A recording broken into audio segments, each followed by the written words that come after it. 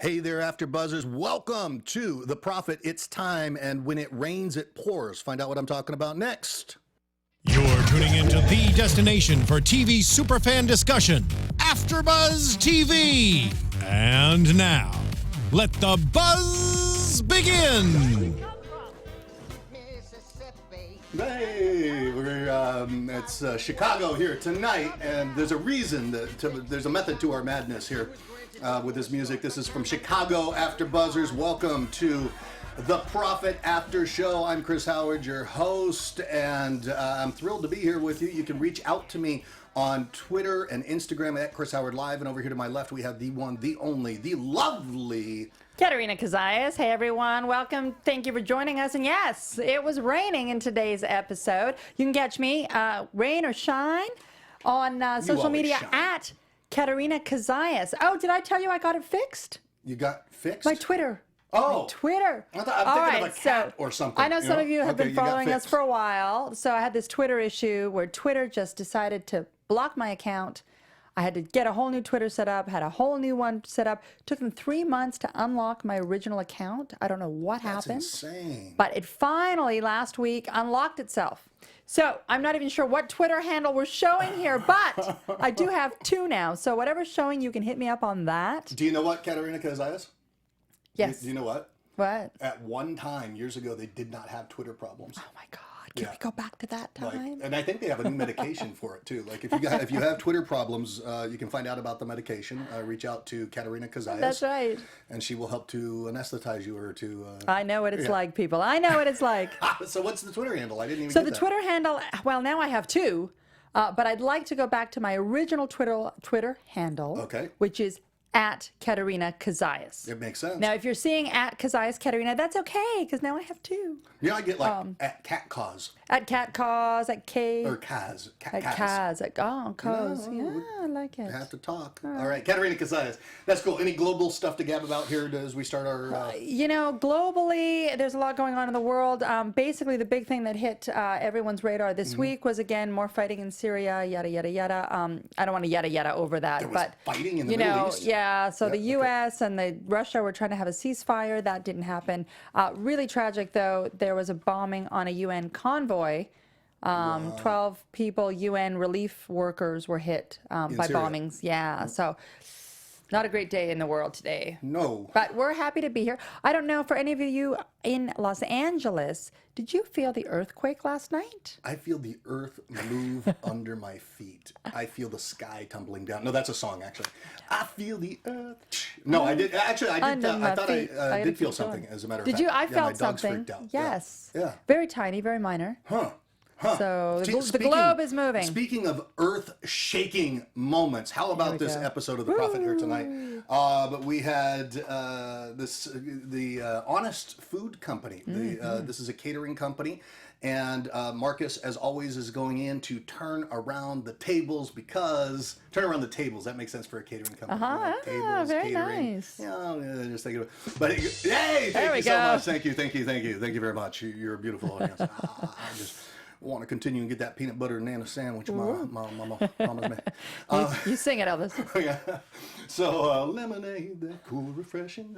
Yeah, He's all about the song tonight. This is the catering You would think it would have been a song episode. Oh, you would think. You would think. But so tell us more. Yes, tell us. Do tell us. So we have a catering company. Their profits are down. They're down by about 30%.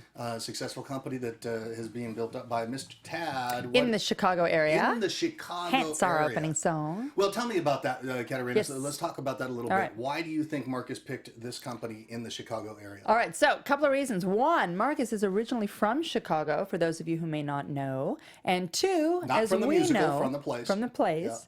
And 2, as we know, Marcus is a big foodie. He really has diversified into food companies. Yep. And I don't think he had yet to put a catering company on his roster. No, yeah, exactly. So he wanted to add that because he does have, he's got a food company and he wants to bring this into, what do we say? The bigger supplement picture. or Sure. to build the bigger picture, and that's To complement. Wants it complement, supplement, complement. I think complement is better. right? Because I could say you supplement me here on the panel, or you compliment me. You could say that. It's a little strange. Yeah. I'll supplement you any day. Thank you. So, whatever that means. But, so he's bringing this catering company in. And once again, I have to point out that he's growing this empire, which is what I really love. This is this is one of those things that maybe you couldn't know was coming at the beginning. Maybe Marcus did, maybe he didn't. But, as time moves on and things evolve after we're season 4 now? Is it season 4? Season 4. That is season 4. We get to see how all the interweaving parts come together with these various companies that he's bringing to the table. And there's this synergistic effect that's occurring. But I think there's an aggregate move where he's going to be reaping the rewards of how all of these companies synergistically work together. It's kind of like if you have the bakery and you own the building, and the monies go into purchasing the building. So there's this aggregate kind of it's not even kind consolidation, of consolidation and a compounding sure. effect of all the benefits that each of the entities get with working with the other entities. And I think that that's really the cool part. I think we're going to see more and more of that coming out. And in that, he's creating something very unique. And the beauty is that he's taking each one of those businesses and really elevating them to an A or an A+ level. Right. So across the board, you're going to have excellence that, as you said, is just going to seep in and supplement one after the other, after the other. One after the other, after the other. Yeah, with excellence. With excellence, yes. So what were your thoughts, first thoughts? He's coming in, First thoughts, he's coming in. Company. The Honest Catering Company had a good reputation to start with. So they focused primarily on catering movies,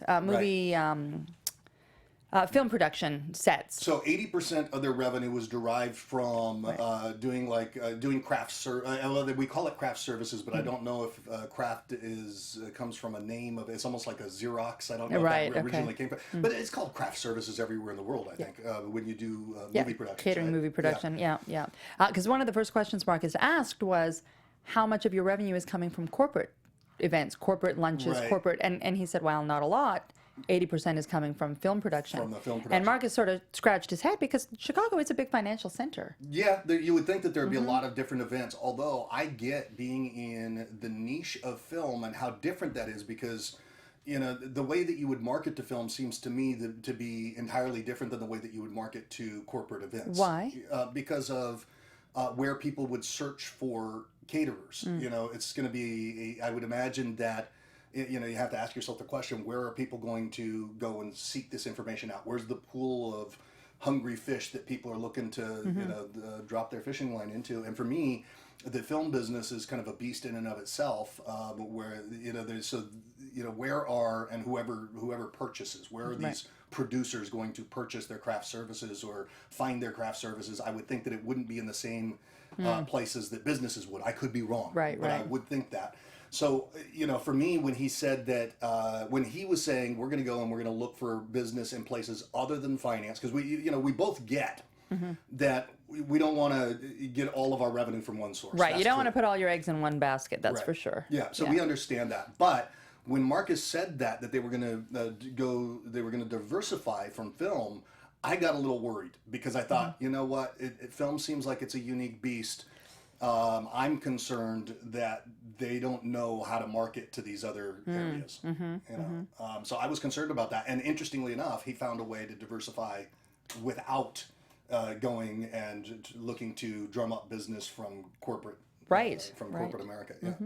What else? So, one of the things that I found interesting was the breakdown on the numbers. Yes. So effectively, he was making about $1.3 million in revenue, $900,000 or so in expenses, another $300,000 in cost of goods, leaving him about $100,000 at the end of the day, which came in off the 1.3 to about 8%. To about 8%. And what I found fascinating was when Marcus said that was good. Right. I found it low as well. I thought, gee, that sounds a little low. But Marcus basically told them that they're on point. Yeah, I think he's saying in today's market and with what's happening today, that's not bad. But see, I had a bit of an issue with that because, if you're selective and you pick out a good stock that's going to make you a good return, you can park your money somewhere, make 8% and not have to get out of bed. Excellent so point. for me to get up and do 90 hours of work per week, Katerina Cozias will not get I will not get out of 8%. bed for 8%. You know, you gotta I call raise my it. friend Linda Evangelista, and she and I are going to take our $10,000 a day and just go hide. But 8% does seem Seemed low. a little low to me. It did seem low, and you know, although when you're, you know, and to your point, there's an opportunity cost, which means that your money could be better off someplace else than working within your own business in that case. And although sometimes you don't have any money until you make it, and you can put it someplace else. But it was interesting. I thought that was a little low, but you know, who knows in the food business. And one of the things that Marcus did, which Marcus always does, which is Marcus's genius, Yes. is to come in, look at the business critically, and say, how can we save money? How can we be more efficient? Right. And by looking at the efficiency or lack thereof, when it came to food distribution, he basically narrowed down and figured out that the business was getting their food distributed from 3 or 4 or 5 or 6 different sources. If they consolidated that to one supplier, Got it. they could save 8 to 10%. Oh, so on the purchasing side, On right. the purchasing side. So that's Right. fairly significant on a savings side Yeah. for me. If Now, you we can see save 8 that- to 10%, that's great. Yeah, that's amazing. You know, we see that often in these episodes where he will consolidate the vendors in terms of where are we going to purchase everything that we need, all the different things that we need. Right. And he gets incredible savings from that. Right. Incredible savings. So there you were. We didn't get to see how that panned out, actually. We just got a prediction that it would be about 8 to 10%, I think. Right. Yeah. Although what's interesting is Tad, the business owner, only expected those savings to be about 2 to 3%, which tells you why most business. Well, it doesn't tell you why most business owners don't think that way. They don't think that way at all. It just, you know, as he stretched his thinking there, that was all he could imagine coming from an effort like that. Yeah. Right, and he probably figured if if he was thinking 2%, wow, by the time I go through the effort, Well, I don't even think he doing thought all of that, it. right? He actually didn't. I agree with you. Yeah, I don't even think he thought of it, but because you know the truth is though, when you're running, I've got popcorn still in my teeth here, so I'm like, this is. We were munching before the show. I could be on popcorn talk, you know, because when I talk, the popcorn comes between my teeth. It's our sister Our affiliate network here. network. Yeah. So in any case, what were we just about to say? It was brilliant. It was brilliant. But Marcus coming in and consolidating savings. Right. Oh, most business owners. Oh, most who knows? It's where not that was popcorn going. in his No, teeth. that's not popcorn. We don't know what that is. I need some medication after the earthquake. Or for my Twitter problems. For your Twitter. Yeah. Most business owners are so caught up in the day-to-day operations and just getting by that they're not thinking of where can I decrease the expenses. They're so focused on where can I get the revenue coming in. And I get that. And that's understandable, absolutely, It is. especially when you're in a cash crunch. My goodness, we're having difficulties We have Twitter today. meds for you. Yeah, when you're in cash crunch or cash crisis. Cash crisis, Yeah, right. it's like you're focusing on how can I get the revenue in to do this. So you're not looking at the efficiency of your processes so Right. much, and hence the value that someone like Marcus can give in coming into the business. And But Marcus liked the business. The food quality was fantastic. So we have to give it to Tad and his team. Really good food. And by the looks of it, I mean, I was getting hungry watching the episode. I wanted the cupcakes. They look so Yeah. good. Service was pretty good. He had good people on staff. I think those were the 2 points that we said up front. And you Right. heard, you know, they made a good mark based on their excellent service Yeah, and their excellent incredible food, right. Yeah, their excellent food. So you knew that was going to be a kind of a thematic thing through the show, Right. But the service had dropped and you know, they say that you should, Richard Branson from Virgin says, you don't want to put your customers first, you want to put your employees first, because if you put your employees first, they're going to take care of your roll, customers. Right, it'll Yeah. roll into it. And we didn't see that here. Another thing that was lacking was presentation, right, at the beginning of the show. Right. Because as a catering company, yes, you're there to deliver the food, but it's also an event in essence that you're putting on. And it's a great point that Marcus made. Like some of these things are kind of common sense, but sometimes common sense is not all that common. And you know, when I was in the hotel resort industry, I looked at every event that we did was an event. You know, if we had, we would do a rum run where we put the sailboats out in the water and everybody's drinking rum and toasting, and you dress as pirates and you do it as an event. You know, we do a show over at the trapeze and everybody's in costume and it's an event. I did not think of the catering as an event. Did you think of that way before? No, I never did. And to be honest with you, I tend to be a little bit of a picky person when it comes to details. Right. But when I'm at a buffet, I don't take time to notice how clearly the labels are written, how faded the ink is. But when Marcus pointed these things out, then it brought my eye to it. And I thought, geez, everything else is stellar. And yet it looks like they're cutting corners here, there, and there. And I thought, as you just could said be improved. As you just said that, you took me back to like first class lounges or business class lounges at airports. Yeah. I don't always fly first or business, but sometimes I'll pay the $50 Sure, to get in the just lounge. to go sit in the lounge Absolutely. when I'm flying internationally, especially. But and going in there and seeing just the crappy display sometimes of just and it is like that. The cards are kind of worn through, tilted sideways. They're not taking very good care of it, and it does make an impact. It makes a huge impact if you're looking at. I'm about to eat this stuff, and they don't give a shit about it. It makes you wonder, right? Absolutely. Right. Yeah. So thinking about it, I mean, but that's one of those things where it's kind of like you flip the switch in your consciousness, and then it's like, wow, I can go and apply this thing, and they did. And they did it in a really cool way, because what Marcus did was he set up an event for them. So we're jumping ahead a little bit. Did we jump? We jumped because we haven't told people what. Again, we assume you've watched the episode. If you haven't, So we're gonna rewind. rewind. Okay. Marcus did make an offer. Yes, because he he did. liked the overall feel of the business. He liked the food. He liked the fact that it was a catering business. He wanted to add that to his portfolio of companies. And they had a really good reputation in the area. So he said, yes, I'm going to go ahead and I'm going to make this offer. Right. And we know that one of the weaknesses that he was finding right from the beginning of the show was Tad's management as well. So What did you think of Tad's management style? Actually, let me just wrap this up Sure. and then I'll come back to that. So we had weakness was Tad's management style, weakness in presentation. We had weakness in, those were really the big ones, weren't they? It wasn't the food at all. No. And then there was the team dynamic as a result of Tad's His management style. style. And then also the fact that they were concentrated in the film industry. So those are the weaknesses coming in. Okay. Marcus says, we're going to make an offer. He says, I'm going to offer you 300 grand for 33%. Let's talk about that first. We'll come back to the question. You know what I found interesting, though, is that that number doesn't include a PE value. Like basically, he gave him literally, he literally took 33% of last year's gross revenue, right, and offered on that. And typically, when you're buying a business, so she's talking about price earnings ratio, right? PE. You're forecasting what the future earnings ability, is for the company. What's it going to look like in 5 years? Right. So I found it interesting that he cut it just right flat on. See, I didn't think about how he cut it. I just thought, that's interesting, because usually he will give a reasoning for why he's making the offer that he is, or maybe he doesn't. Maybe it's just that it seems to make sense. In this case, I was, it's a decent size of money. It's a decent amount of money. He offered 33%, which would be what for 300,000. That's that would be the earnings over a 3-year period of time. Right. Would be 300,000. Sure. I thought that he put in a little much.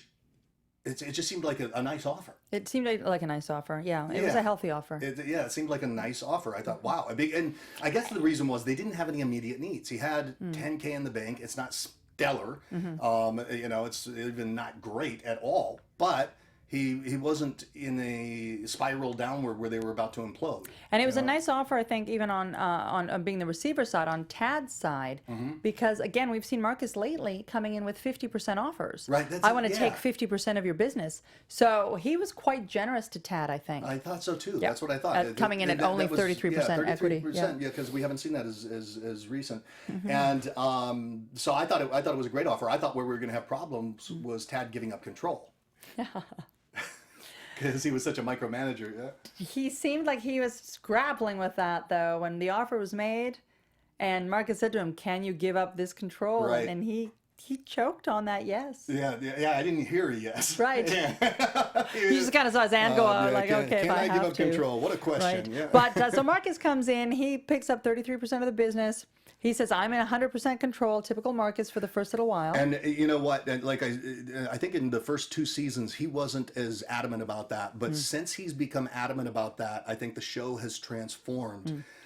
because without that 100% control, you've got problems. And coming in as an outside consultant, I can only imagine that, and not I'm really a consultant, an outside partner that's coming to the table, that it's a problem waiting to happen unless they were to put in some stipulation like that. So I'm so glad that he's being tougher about that now. And it's working in the favor of every business he's come into. Right. How can they reap the benefits unless they shut their mouth? Right. Yeah. Yeah. and I was pretty proud of Tad actually through the course of the episode. Right. We'll get back to him, but I felt he evolved, and this whole process is going to be a good one for him. Going back though to what Marcus did to help them with presentation. Right. So Marcus decides that, hey, I'm going to set up an event. It was at Libertyville Chevrolet. It was going to be for a few hundred people, and he was going to get the Honest Company to cater that event. Yes. And he said to them, because you're catering and the food is great and the service is great, let's up the presentation and let's do something a little thematic. So he took the crew to, it was like an auto parts store. Yeah, they went shopping in know the those first stores? place you think to go shopping for catering. Right. At the auto parts store. But, you're going to cater an event at an auto dealer. And so I thought it was really cute. And he had them get creative and pick out really cool thematic things from the auto parts store. And this really worked out. To display on the display. Right. Right. So you had license plates where they put in the food items. So instead of the food plate in front that describes what the food is a license plate now that's holding it. Right. Really cool. And cool little tire tubes and things like that. So it was tire tubes. Tire tubes. Okay. Tire tubes. She my biological clock is going just on. before we started here, and she's talking about tube tying. Yeah, tube tying. It's a Freudian slip. Freudian slip. Yeah. I'm somewhere else tonight. People. That's okay. You're right here. You're with us. Right Yeah. here. So they fixed the presentation. What I was impressed about was that once they had made that tweak in their thinking, that they were able to roll that out because he gave them the opportunity to do a few or at least another event. Sure. And they were able to translate that right across. Beautifully. Which means they're going to be able to do it every time. And I think it's fun. Yeah. Yeah. If you go to have an event somewhere and there's a theme of palm trees, I'd like to see some cute little palm trees on, right. And that was incorporated into that. In essence, if you haven't watched this yet, that's exactly what they were doing. Was they were taking, for example, the next one that they had an opportunity to do, they went to Camping World, and we'll talk a little bit more about that in a bit. But what they did from a display standpoint was they built little wooden trees, and they put cupcakes on the trees and all that type of stuff. All sorts of things you would see if you were really camping. Yes. Yeah, and they did a beautiful job. And if you like cupcakes, you have to watch this one, because the cupcakes were everywhere, multicolored. They're beautiful. I really want to get some cupcakes now on the way home. I know, me too. And somebody here had outside here at the studio had a purple cupcake when I walked in. I'm like, dang, whose cupcake is that? Right. Yeah. So they got the display, and that was pretty quick, pretty easy, pretty painless in terms of weaving that into what they were doing. So we had then the management issue. Let's talk about the management issue and how he resolved this or looked to resolve it. I think Tad, Marcus made a point of mentioning that he said to the camera, I don't think Tad is a malicious person. And I agree with him. Tad seems like a genuinely nice person, a good-hearted person, a good-intentioned person. Different from other people we've seen, absolutely. No, nasty and mean. And no, this guy seemed like a good guy. I think he hadn't realized how tough he was being on his staff. Right. How much of a micromanager he was being. And I think he knew it. He just didn't know the impact, right? Right. Yeah. Right. Perhaps. Yeah. He didn't mind because he thought that was the path toward. And I'm sure he thought that that's what they needed, right. Even though some of those people had been with him for years. I think they know how to set up their station. Right. Now, and I get it. So he was, and I think Marcus's point was that this guy was so afraid. He was so worried of, and he even mentioned, he said, I had this health challenge. I had a blood clot. Perhaps I don't remember the conversation exactly. Perhaps he thought his life was at risk, and then he came back and it's like, I don't want to be in a position where I lose everything, and so he was so afraid of losing everything that he was micromanaging and staying in this stressed out, intense state, and transferring that to the employees. And you could see that stress. You could feel his stress. Right. Yeah, which I think was unnecessary if he learned to delegate. Yeah, exactly, and that's what Marcus said. It said like when you went in to watch, and the episode started where he went into a real estate company where they were doing these guys had hired the company, Honest Company, to come in and do the catering for it, and Marcus jumped in. He thought it would be a great idea to watch them in action. And after that, they went over to the restaurant. But when they were preparing for the next gig, they started to.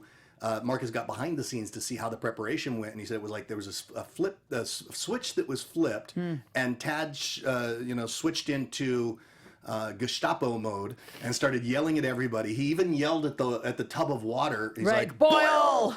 You know? Although I do that sometimes. I know. I do that sometimes. Honest. Like, yeah. come on, I'm in a rush. Hurry up, water boil. Totally. So, no, is that how you yell when you yell? Hurry up, water boil. No, is that it? No. Come on, is there No, more? I can get nasty. Can you really? If I asked the water would say. The water nasty. might not want to come over here. No, I'm kidding. So no, but me too. Like you yell at inanimate objects, thinking that they're going to respond in some way. But that's when we're off our Twitter meds. Yeah, exactly. At least we're not on TV when that happens. But poor guy Tab was on TV. Yeah. Do you think? Okay, so fast forwarding a little bit. Yes. Marcus pointed out to Tad that you need to be a little more receptive to your staff and their ability to do their jobs. He did. I think when he first mentioned it, it went in one ear and out the other for Tad. Do you? And it usually does, by the way, because people don't take feedback on typically and embrace it. I don't think he understood it. Right. Where I think he did understand was when Tad had a bit of a confrontation with Marcus later in the show. And Tad basically is tired. He's been up all night. We'll get to why.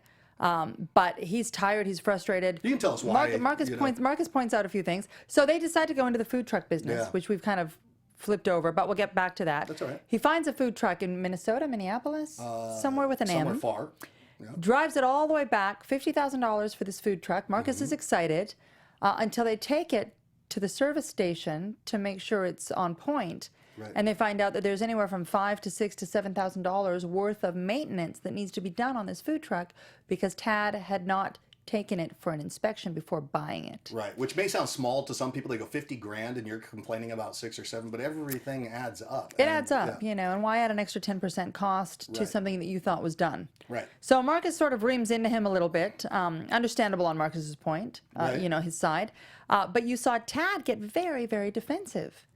And why are you picking on me? I know how to do my job. What are you doing? And I think Marcus said to him at one point, now you know how your staff feels. Right. And that's when I saw the light bulb go off in Tad's head. Yeah. And like, absolutely. Wow, okay, I get it. People are trying hard, and the last thing they need is to be reprimanded on top of it. See, I think that's, I'll go into seminar mode here for a second, but for me, there's two pillars to the comprehension of anything. There's the pillar of intellect and the pillar of experience. And you can intellectualize things till the end of your days, but we don't really get something until we've experienced it. And so with Marcus taking that, and he told him, he said, your employees think that you're micromanaging, it's not working, you're being negative, you're contagious in this negative state that you have. But he didn't really get it until he was able to experience it. He was able to flip the tables on him and give him the experience of what his employees felt like. And it's very hard to be motivated when somebody's beating the crap out of you. Right.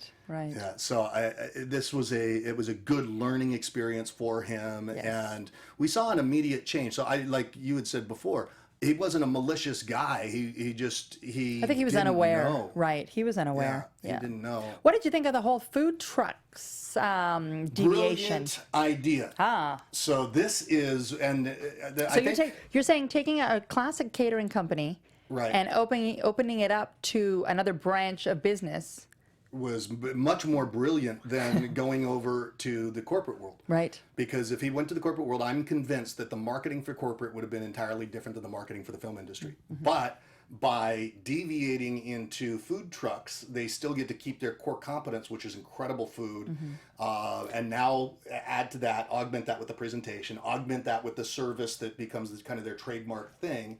And buy these food trucks, and the food trucks are so brilliant because the cost of acquisition is so low, and then essentially you just get to sit and sell off the street forever and ever and ever and ever. Right. And we saw Marcus work out the margins, and they 70% margin at a minimum with 2 trucks. Right. They were gonna do with 2 trucks, 70% margin. They would do. Sorry, I put the 2 trucks emphasis too soon. I thought that 2 trucks. Well, no, it should have been 2 trucks, and we said the amount of money that they were going to make. But 70% margin is huge. Sure. And, I mean, the 70% margin actually says everything to me, because it doesn't matter really what your numbers are. If you're making 70%, you're doing well, right? That's better than 8. You know everything. That's better than 8. But let's share the numbers, since we have them. Thank you. I'm going to show the numbers anyway. Well, we'll talk about the numbers. So he said that they could do, he projected 186,000 in net revenue for the 2 trucks, correct? Okay. I believe it was for the 2 trucks, which would be double the net that Tad had done the year before with his entire operation. So we're talking about with 12 employees and all of that. And you imagine a food truck, what do you need? You get 2 employees, or you work in shifts or something like that. It's very minimal in terms of the needs for that, very minimal in terms of the infrastructure for that, yet the profit margin is twice as much. And so it really makes you think, well, why the hell even have a catering business? And I was going to say that. Why not just go out and buy 10 food trucks? Well, I think there's strategic advantages to having certain things that are in your portfolio that aren't necessarily the most profitable aspects of the portfolio. But again, this is great, because you buy, let's say, again, rough numbers, 1 food truck about $50,000, and it could turn over about $300,000 a year. Yep. And do that twice. Well, now you've got a profit of $600,000. Right. Do that a 3rd truck and a 4th truck, and you've got a couple of trucks on the road, and you've got $1 million business. It's very scalable. It doesn't take. It doesn't take a genius rocket scientist IQ to run a food truck.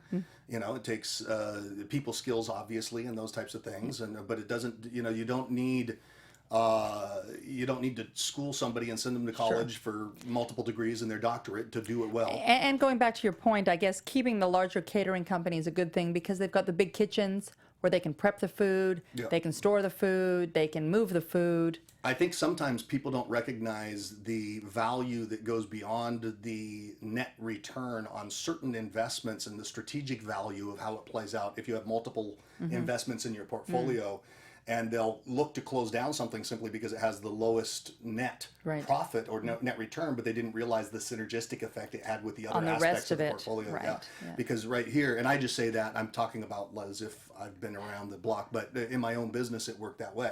Where I had my business partner was a numbers guy, and he was just like, well, that's not making money. Let's cut that out. Not realizing that, wait a second, there's a halo effect from that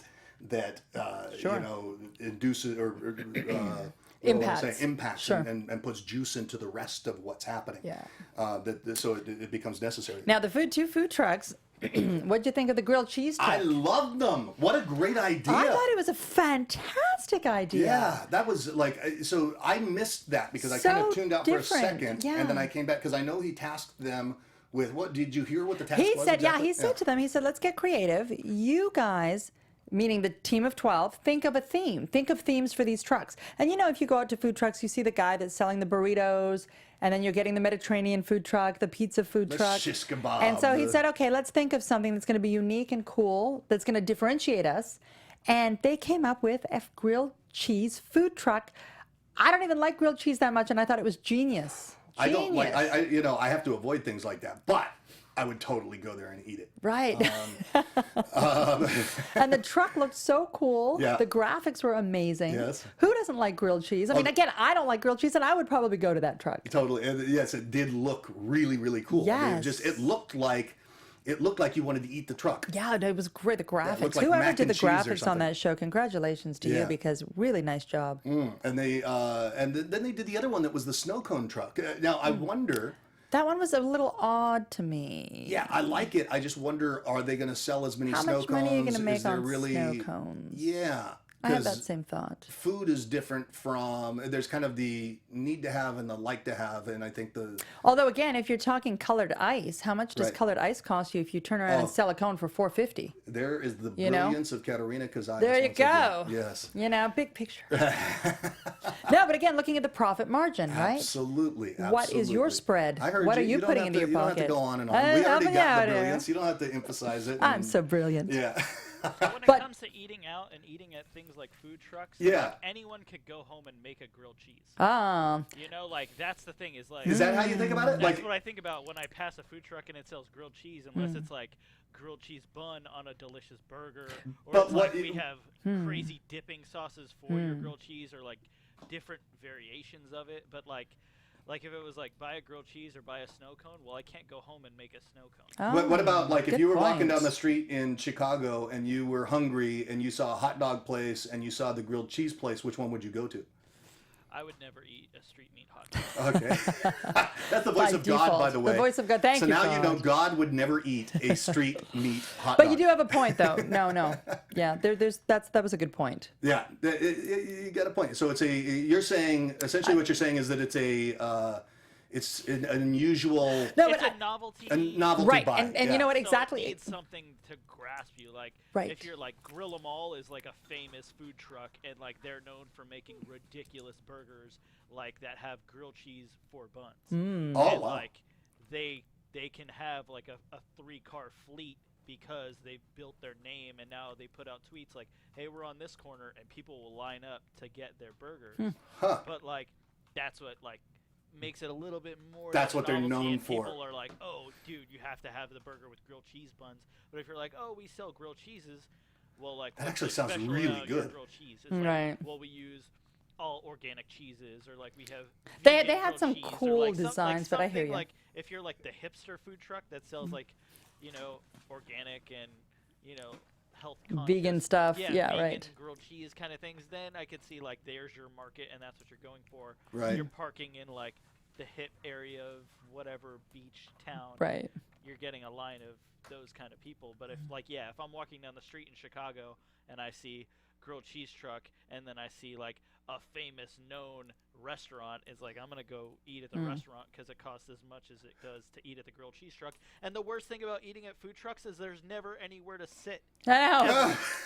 I'm not You a have a fan of point. food You have a trucks point. personally. Yeah. No, I'm not. But you know what? They because this restaurant is they've got a good reputation in the area, the Honest Food Company in terms of a catering company. It may be the But do same people know prestige that, though? value that you were talking about. Yeah, I think No. they do. To his point, though, there was no marketing of Honest Company on the food trucks that I saw.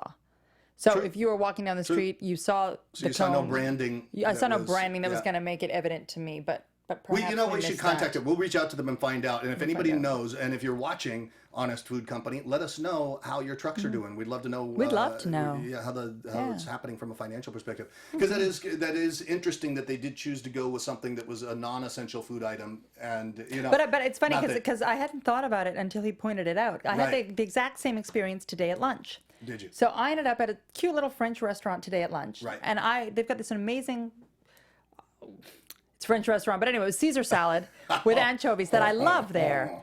And then I thought, I can make a Caesar salad at home. So I went and got the escargot because I can't make course, it's escargot at French. home. But the point Oui, is oui. that I had that exact same thought. So good on you. You want to have something that's Something that I unique, can't just that's- make at home, right? That I can't just go and buy some romaine lettuce. You got a point. You got a point. We're maybe gonna we'll see. get We're gonna a find that snow out. We need to cone. follow up with that because it would be interesting to find out if they find that one of those trucks is less profitable than the other, and then you got to replace it, or just replace the style, which You know what? I'd love to. I'll try and actually, just out of curiosity, I'll try and reach out to the Honest Company. Would you? I will. Okay. And I want to Honestly? find out. Honestly, I will. Let's see if we can get him on the show. We were no. we were supposed to have tonight. We were supposed Oh, to have yes. Kevin from what was the episode that Kevin was in?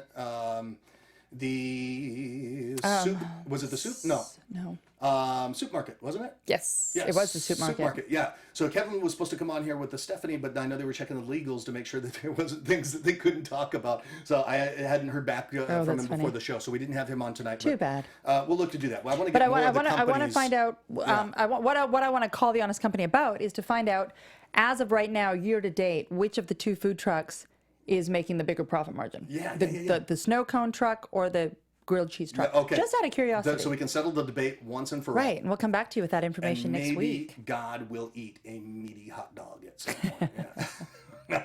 Just kidding. All right, so we had the food trucks, which I think is brilliant. You think is brilliant. And I thought, They're scalable. and I thought the staff, all of the staff, seemed so fabulous on that show. Right. They really seemed like they were there with heart to try to make it a better company. Yeah, they turned things around, and it was interesting to see that they were at that point. How about the discussion? Let's talk about that discussion where he comes into the staff. Kind of and a he can staff meeting. Yeah, he can see that. He being Tad. Well, I was talking about Marcus. Oh, I'm so sorry. Marcus comes in, and it's when they first present the food truck to the team. team. And the team was so they decided that they're going to go into food trucks. Marcus said, let's check this out.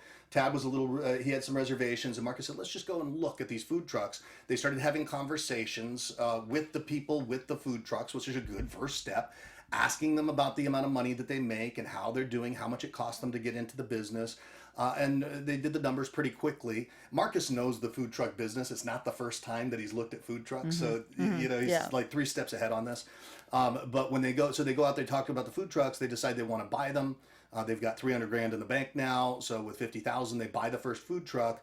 Tad brings it in to show to the gang. He hadn't explained it to them. He hadn't told them anything about it, which was part of the management insufficiencies that we were experiencing. Lack of communication. He pulls the food truck in. Marcus is there, and this is our last 5 minutes here, so we're going to kind of make this the crescendo up to the climax of this episode.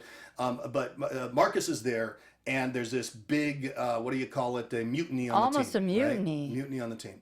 Because for a couple of reasons. One, nobody bothered to mention to the rest of the employees that, hey, guess what, we're changing tracks here and we're going into the food truck business. Correct. And number two, they were all kind of scratching their heads going, well, we haven't had a raise, we haven't seen a bonus, we haven't seen nothing, and now you've got money to buy food trucks? So there was a real disconnect in their minds. Their morale had tanked. Right. Yeah. And they felt left out of the conversation. They felt not consulted. I think that was the biggest issue with I think that. they felt, like, why the heck are we here? Are we here just to push, Right, and there were some that thought that they should be moving more toward the film business. That's where they did so well, and that's not a dumb thought. It makes sense that if you're getting 80% of your revenue there, why not pursue more of it? Let's go get some more. But until SAG goes on strike, right? Until SAG goes on strike and stuff. And I really didn't personally think of it that way. So I'm glad that Marcus brought in this other thing. And who would have thought that it would have been with food trucks? And they saw it as a departure from what they really did. And I think they were scared of it. They didn't know what that meant for them. Yeah, and I think you've nailed it. I'm so good. I think you've nailed it. There's a brilliance again. What does this mean for us? Is exactly what was happening inside of each of them, because it's like, it sounds like more work. It sounds like we're not going to be able to do this. Already we're stressed out. Right. We're not happy. We're not paid well. Overworked, undercompensated. Yeah. And you're telling us that you're going to go spend $50,000 on a truck. Yeah. So you're adding to our headache. And yet, when Marcus took the time, together with Tad, to explain the rationale behind it. And this is the turnaround. This is the part. We're going to end this episode on this part. So talk about it. Talk about it. What Marcus did here. So what Marcus did is he basically came in and infused a little bit of what was lacking, which was enthusiasm. There was no enthusiasm left for the business, let alone the spin-off businesses. And enthusiasm means the root is infused with godlike energy. Well, yes, absolutely. Entheos, which is in God in Greek. I got this one. The Greek comes in handy once in a while. Whatever, all right, yeah. But no, enthusiasm means exactly that, right. Infused with spirit. Infused with godlike spirit, right? So he gets them enthused. But what he does is he says, hey, listen, this food truck is gonna help us to make the revenue steady. So he had to go back and he had to explain why they were doing what they're doing. Right. And that makes sense. When people only have a little myopic piece of the picture, it's hard for them to really fully comprehend. So he said, this is so that we have this steady revenue, so they won't have the problems, and we're going to hinge a bonus for everybody here based on the success of the food carts. Yeah, so that got them a little motivated. And then they did ask them to get involved in the theme of the food trucks, get involved in the schematics. And when you get people involved and they feel like they're contributing, most people want to help out. And they did. They were the ones that came up with the themes for nice trucks. For the trucks. Yeah. And he also said that he was going to look at each of their salaries. At the end, they ended up bumping the salaries. They promised to bump the salaries.